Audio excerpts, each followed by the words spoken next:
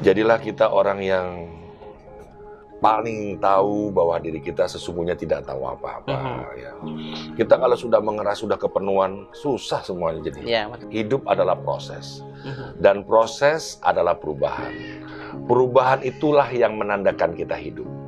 Jadi kalau ada orang hidup takut akan perubahan, sesungguhnya dia sudah mati. Atau dia tetap hidup tapi dalam kemiskinan jiwa dan hati.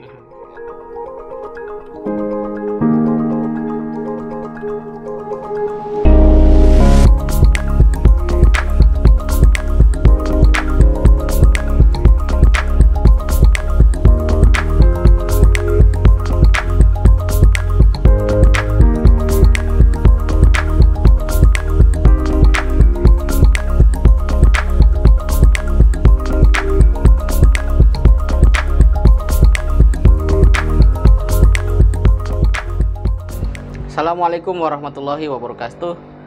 Pemirsa BMH TV, alhamdulillah kita bisa bertemu kembali di dalam program Bincang Mulia di channel BMH TV Cerdas Menggerakkan.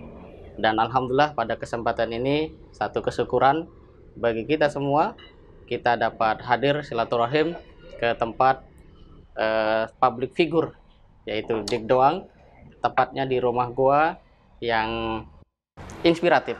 Dan pada kesempatan ini kita akan berbincang dengan beliau tentang kebaikan, hijrah, dan tentu saja karena ini adalah masa pandemi, bagaimana kita punya spirit untuk bangkit.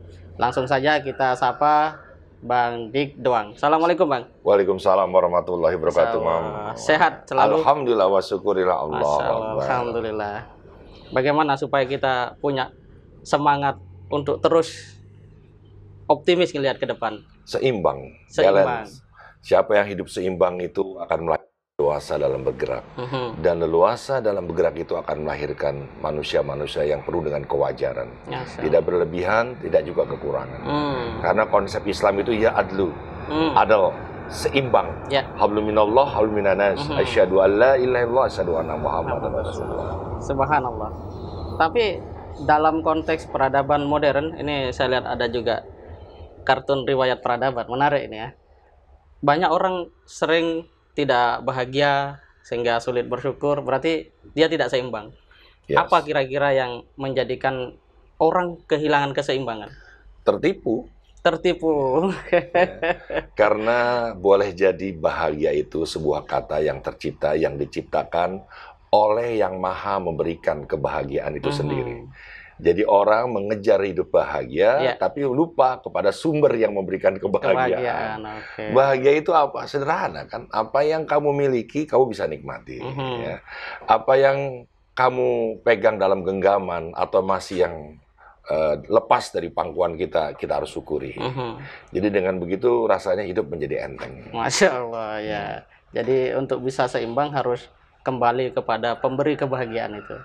Satu kata yang biasanya orang sudah paham tapi kadang bingung mengimplementasikannya. Ada rumusannya nggak ini? Apa itu? Supaya tetap seimbang, tidak mudah terpedaya atau tertipu. Rumus ala Dik Doang mungkin ada? Ya, kita harus menemukan Tuhan di dalam diri kita. Siapa yang akhirnya mengenal dirinya, tentu dia akan mengenal Tuhannya.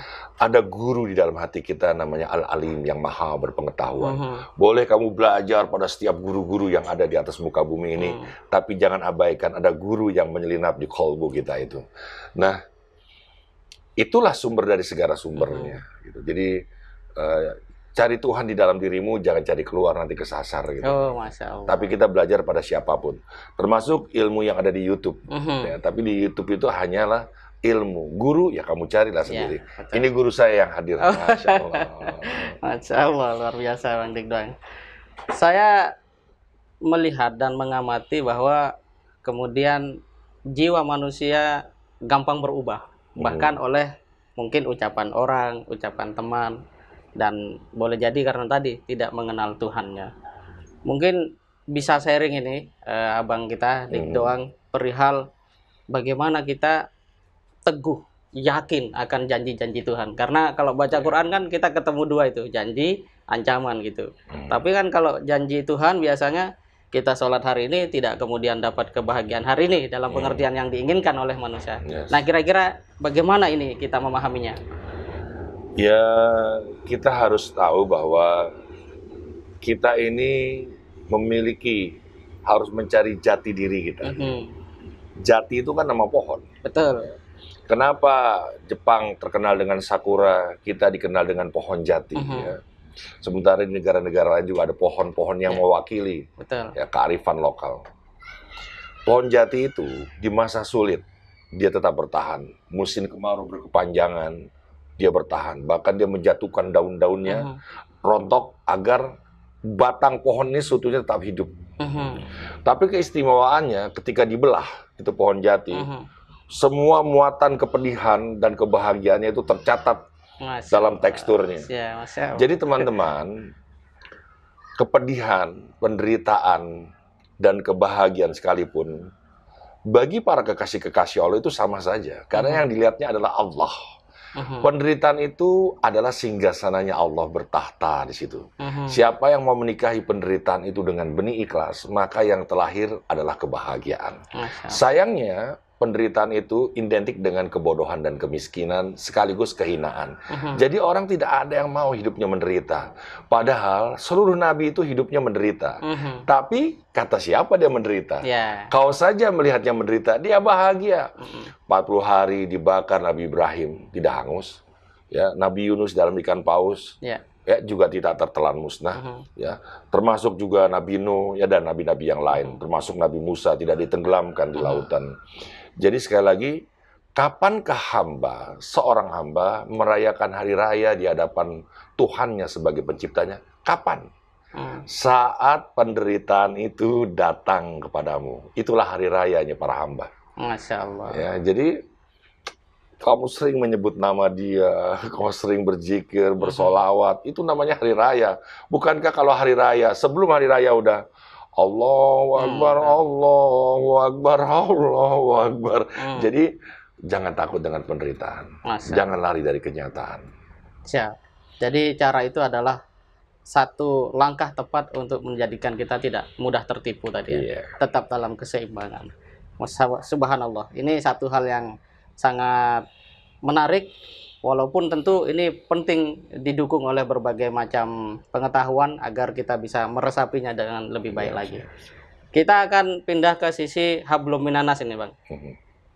Bang Dik Doang, walaupun konteks tentang bagaimana mengenal Tuhan sudah sedemikian mantap, dan karena itu telah menemukan jati dirinya, maka langkah berikutnya itu bagaimana menjadikan diri kita bermanfaat. Nah, Bang Dik Doang ini ada lembaga pendidikan, ada kepedulian terhadap generasi bangsa, dan sebuah upaya untuk menjadikan diri ini bermanfaat bagi yang lain. Nah, apa yang mendasari Bang Dik Doang waktu itu melakukan atau memilih jalan itu? Yang pertama tentu, jika kita menolong orang lain, sesungguhnya kita itu sedang membutuhkan pertolongan yang datangnya dari Allah. Jadi kepada orang yang mau menerima pertolongan kita, kita yang harus berterima kasih. Jangan lantas kita mengatakan kok nggak bilang terima kasih ya. Tidak, sesungguhnya kita ini tidak ada daya dan upaya. Jadi sekali lagi teman-teman, apa yang saya lakukan ini semata-mata karena saya lemah, tiada daya, fakir di hadapan Allah, agar saya mendapatkan segala muatan-muatan yang baik yang datang dari nama-namanya yang indah itu di Asmaul Husna. Sekali lagi, ini juga menjadi keseimbangan saya, karena orang-orang Islam itu tentu ingin menjadi orang yang soleh. Orang yang soleh itu adalah orang yang benar-benar memikirkan perbuatan baiknya, ibadahnya dengan kemaslahatan orang banyak. Jadi kalau dia sholat di masjid, lalu dia habis sholat berzikir, lalu ada orang teriak gotong royong, dia masih berzikir, itu bukan orang soleh. Ya. Orang soleh pasti menyudahi zikirnya dan segera menolong orang yang butuh pertolongan. Jadi ketika saya melihat dalam dunia pendidikan khususnya, terlalu banyak kurikulum yang menyita anak-anak ini sehingga dia kelelahan. Atas izin Allah, aku membuat keseimbangan yang namanya kandang jurang doang, di mana itu adalah tempat bermain. Pertanyaannya, siapa bilang bermain itu bukan belajar? Main itu lebih dari belajar. Dia dilakukan dengan sukacita, dengan passion, dengan kecintaan, dengan kesukaannya. Cuma ujungnya kita tidak tahu ini akan jadi baik atau jadi buruk. Nah, maka kita butuh sahabat, butuh seorang guru, butuh seorang pembimbing di kandang jurang doang atau di sekolah sekalipun. Subhanallah. Jadi aspek satu kesadaran untuk bagaimana mengimplementasikan iman berupa kebaikan ini adalah satu hal yang harus dihadirkan sehingga kita bisa memberi manfaat pada yang lainnya. Amin, ya Rabbal alamin. Subhanallah. Lantas bagaimana kalau kemudian di dalam upaya untuk melakukan kebaikan itu katakan ada hambatan, atau bahkan mungkin kalau Rasulullah itu sering sekali tuh berdakwah pada saat awal-awal di Mekah itu dicaci, bahkan ditolak seperti itu. Nah, biasanya kadang orang sudah bagus hubungannya dengan Allah, tapi begitu dia berinteraksi di masyarakat, tidak gampang ternyata itu kemudian punya daya tahan gitu ya menghadapi hal-hal yang Istiqomah. Istiqomah. Ada caranya itu mungkin. Ya, sahabat-sahabat semua, hidup itu berat ya, makanya harus diperjuangkan. Di dalam perjuangan pasti butuh pengorbanan. Pengorbanan itu ya Allah berat sekali. Tapi bersama dengan Tuhan, segala sesuatunya akan jadi ringan. Maka ketika saya ingin melangkah, saya pilih manajer tanpa rek spasi, saya pilih Allah Subhanahu wa Ta'ala. Dia yang dia maha memiliki nama-nama yang sempurna. Lalu pondasinya adalah cinta. Cinta itu apa? Saya nggak punya cinta. Allah ya Wadud, yang maha memiliki kasih sayang, mengasihi, maha pencinta. Hanya dia yang memiliki itu. Maka cinta itu harus siap dibebani, mengasihi, menyayangi, melindungi, memberi harapan tanpa berharap. Saya ulang sekali lagi ya, penting ya. Karena banyak orang menjual atas nama cinta tapi berujung kebencian. Pertanyaannya apakah itu cinta? Ternyata kita hanya cuma berlomba-lomba mirip-miripan saja. Ya, mendekati nama Allah yang maha pencinta. Cinta itu memberi harapan tanpa berharap. Dan kelak cinta itu akan melahirkan rasa tidak mengenal lelah. Ya. Nah, di kandang jurang doang itu manajemennya adalah kalbu keilahian, di mana mata air kita dicuri mungkin oleh tetangga kita, tapi kita jauh lebih mewangi, lebih bersih. Mungkin kaki kita diborgol oleh orang lain, tapi kaki kita jauh lebih meloncat dan lari lebih cepat. Bahkan tidak ada sayur mayur, tidak ada bumbu dapur, tapi tamu-tamu kita tidak ada yang kelaparan. Karena semuanya dalam genggaman kekuasaan Allah. Jadi sekali-sekali jangan pernah kita buat yayasan, ya, komunitas, terlalu banyak tujuannya. Cukup lillahi ta'ala. Masya Allah, luar biasa. Satu tujuan, lillahi ta'ala. Sudah nggak ada yang lain. Jangan kita ngomong menghapuskan kemiskinan. Orang miskin tetap harus ada. Jangan ini karena menuntaskan kebodohan. Kita bukan departemen kementerian juga. Kita punya peluang di situ ya. Sebagai manusia biasa berbuat sesuatu yang luar biasa. Mohon maaf lahir batin. Masya Allah, subhanallah. Lillahi ta'ala. Dahsyat ini.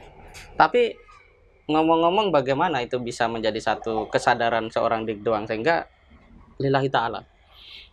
Karena kan bagaimanapun pada awalnya pasti menggunakan pendekatan tadi ya, seperti umumnya yang biasa terjadi gitu. Tapi kemudian kok ini sampai pada satu titik bahwa ternyata tujuan terpenting itu lillahi ta'ala. Masya Allah. Ini pertanyaan orang cerdas ya. Ya sesungguhnya saya nggak bisa menjawab bab ini. Bukan karena sulit, karena la wala quwata illa billah. Allah lah yang memberikan kekuatan saya bisa sampai di sini.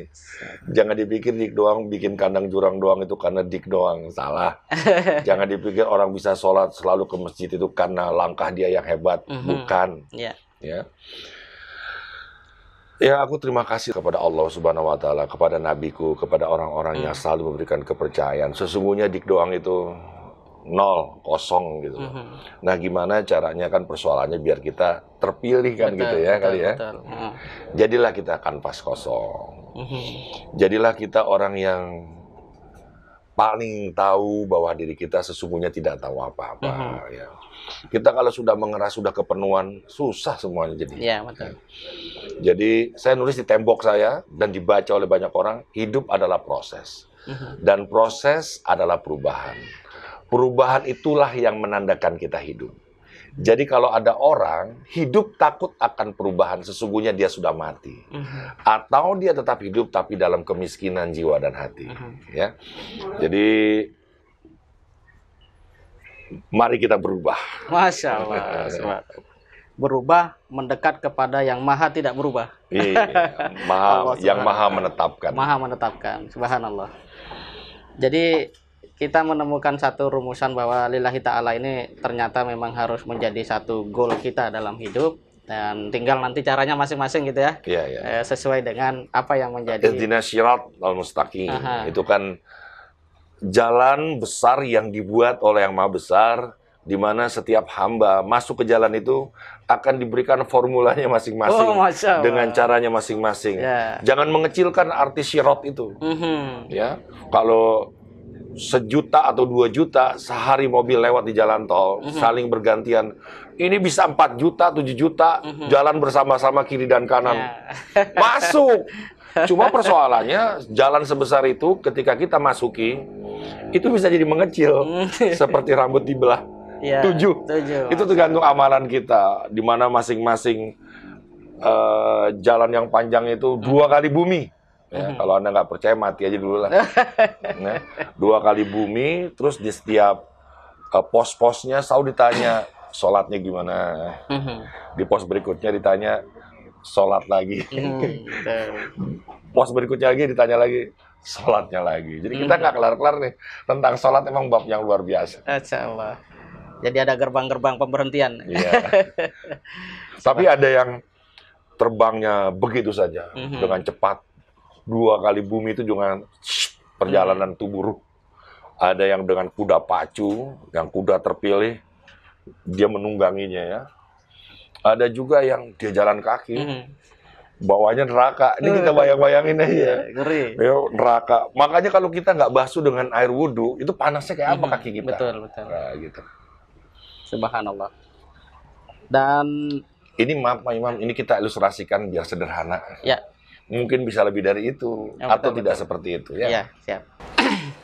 Alhamdulillah, kita mendapatkan banyak kebaikan di tempat ini dengan penjelasan yang sederhana, analogi yang biasa kita temui bahkan kita lalui, ya jalan tol dan sebagainya.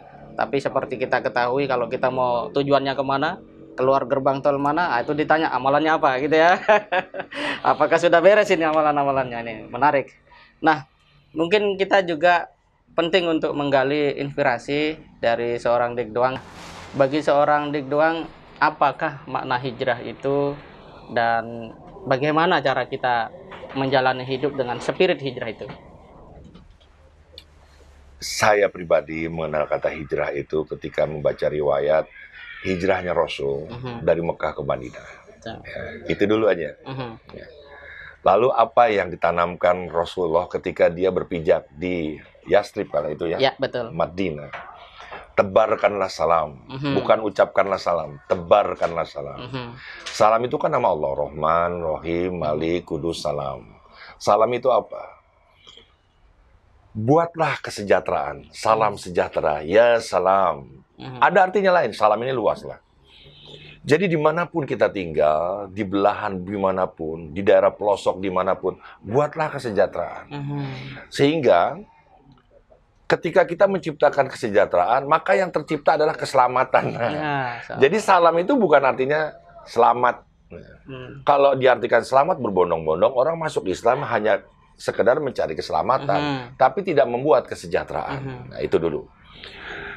Hijrah yang kedua dimaknai adalah hijrahnya sebuah hati. Dari yang baik ke tempat yang jauh lebih baik lagi. Ya. Dalam sebuah perjalanan yang namanya hijrah itu, kita butuh mengerti bahwa hidup ini kesejatiannya bukan menetap. Ya. Bahkan ada lagu yang diambil dari Quran sendiri, bumi ini bukan tempat kita tinggal, tapi tempat kita meninggal.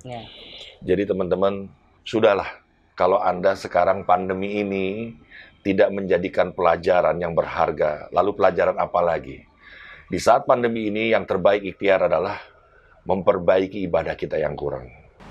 Subhanallah, ternyata cukup kita melihat fakta sejarah dan itu saja yang kita kembangkan. Itu sudah hijrah gitu ya. Iya. Subhanallah. Hijrah sebenarnya lebih luas lagi dari itu ya kali Betul, ya. betul. Walaupun tonggaknya Iya, dari peristiwa itu sendiri, di mana kita harus menghadirkan kesejahteraan, salam, dan kebaikan-kebaikan. yes.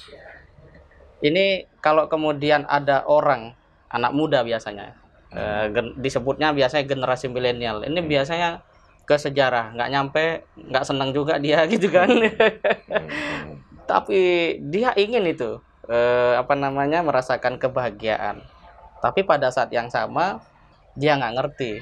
Nah, ini kalau saran Dik doang untuk anak-anak milenial nih seperti apa, sehingga mereka tidak kemudian terjebak pada, ya tadi, tertipu oleh game online lah, atau apalah seperti luar itu. biasa, luar biasa.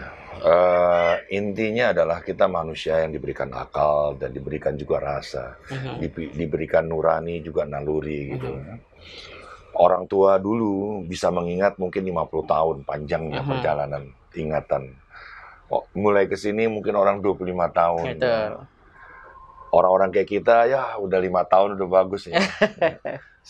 Orang sekarang yang diingat tuh yang viral-viral aja Ya, kan. betul. Sementara yang viral itu juga tenggelam begitu dengan mudahnya. Intinya zaman sekarang itu maunya instan aja. Kalau kalian melihat ya, perubahannya seperti ini, mulailah Anda keluar out of the box ya. Jadi di luar kebiasaan-kebiasaan pola pikir yang sama saja. Jadilah orang yang berbeda dari yang sudah berbeda, yang pernah lahir berbeda. Jadi sahabatku semua, nggak ada yang salah dengan kamu. Karena kamu sudah dinasibkan lahir dalam era yang seperti ini. Semuanya sudah bermigrasi ke dunia maya. Tapi kan kita masih berpijak di belahan bumi ini. Kita nggak ngambang di frekuensi. Jadi buatlah tadi keseimbangan tadi. Ya, kapan kamu megang HP, kapan kamu megang hati kamu. Itu penting. Karena ibu kita dulu nggak punya HP loh. Tapi kamu tertabrak di mana masih kecil tuh, ibu punya perasaan, Pak, kayaknya anak kita ketabrak deh Pak di sana. Nah, itu siapa yang ngasih tahu? Ya, HP kan enggak, tapi hati. Sebegitu murninya, originalnya, fitrinya hati ibu itu mampu peka. Sekarang ibu-ibu sekarang lebih aneh lagi. Mendidik anak sambil main HP, sehingga tidak ada kepekaan. Anaknya juga main HP. HP deh. Masya Allah, luar biasa. Dan ini adalah sebuah tantangan zaman yang harus kita hadapi. Subhanallah. Terakhir ini, Bang Dik doang, apa yang harus menjadi satu, katakanlah amalan ya. Kalau di dalam Islam, sholat itu sangat ditekankan. Nah, bagi seorang Dik doang, bagaimana supaya kita, keluarga kita, atau bahkan diri sendiri ini bisa terus dalam keseimbangan, istiqomah, dan tidak terpedaya oleh apapun. Bismillah ya, bismillah. Ini yang dasar aja lah ya. Bangun pagi, mau dari tahajud, mau dari subuh, banyaklah kita beristighfar. Istighfar itu adalah kata yang paling mulia yang diucap oleh orang yang beriman. Ya. Jadi ketika kita memurnikan lagi dosa-dosa kita, seluruh kesulitan kita, masalah kita akan diurus oleh Allah. Ini dalam rangka belajar ya. Tidak harus seperti ini. Dari subuh sampai lohor. Setelah kita menyucikan diri kita, baru kita banyaklah berzikir dari lohor ke asyar. La ilaha illallah, subhanallah, walhamdulillah, wa la ilaha illallah, Allahu akbar. Mau berapa kali, terserah. Anda dalam kesibukan, lupa juga nggak apa-apa. Tapi waktunya masih di situ, ya lakukan lagi. Ingat lagi, Anda lagi maku, lupa, ya berhenti istighfarnya. Tapi kalau ingat, istighfar lagi. Dari asar ke maghrib, banyaklah bersolawat. Ini luar biasa solawat ini. Allah dan para malaikat pun bersolawat. Yang tidak bersolawat itu cuma iblis. Jadi kita tergolong manusia atau iblis itu tergantung di sini nih. Masya Allah. Ini kita akan mendapatkan syafaat. Kita akan mendapatkan tempat nanti di akhirat, barisan ya, karena kita bersolawat. Ya, dengan solawat ini kita seperti menggenggam Kunci untuk senantiasa kita berada di satu hamba yang pengikut Rasulullah yang meneladani beliau. Lalu dari maghrib ke Isya, waktunya pendek, bacalah surat-surat pendek seperti surat Al-Ikhlas. Ya, baca beberapa kali, ya, ulangi sehingga kamu hadir keikhlasan dalam kehidupan. Nih, ikhlas nggak gampang ya. Ikhlas itu apapun yang kau lakukan, kau niatkan hanya karena Allah. Ikhlas itu adalah menerima apa adanya tanpa mengeluarkan kata-kata atau sikap yang justru memperburuk keadaan. Ikhlas itu adalah kendaraan ruh spiritual kita yang kelak akan meninggi, memumbung di dalam kedalaman di mana Allah bersinggah sana memiliki ridho.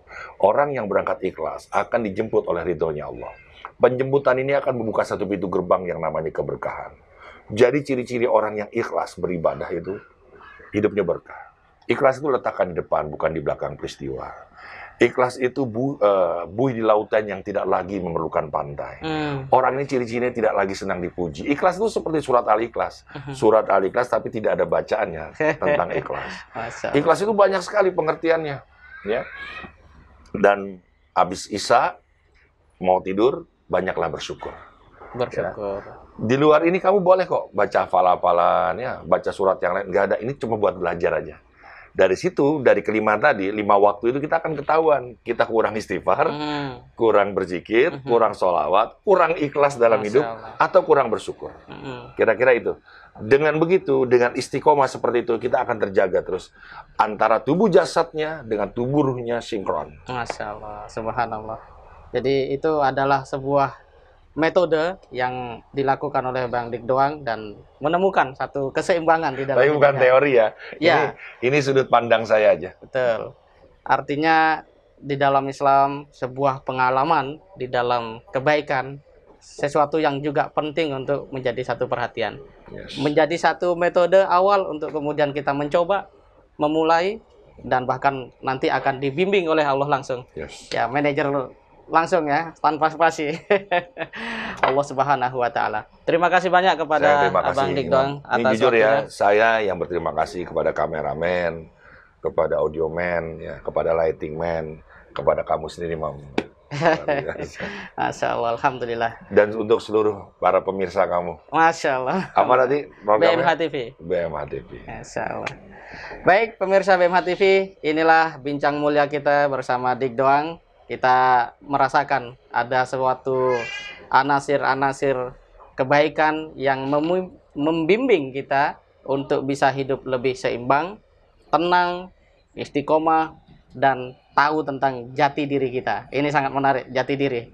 Ya, pohon jati kalau dibelah ukirannya sangat indah. Semakin banyak penderitaan, semakin indah. Masya Allah, semakin banyak penderitaan, semakin indah. Dalam konteks Nabi dan Rasul, mereka yang paling banyak disebut ulul azmi.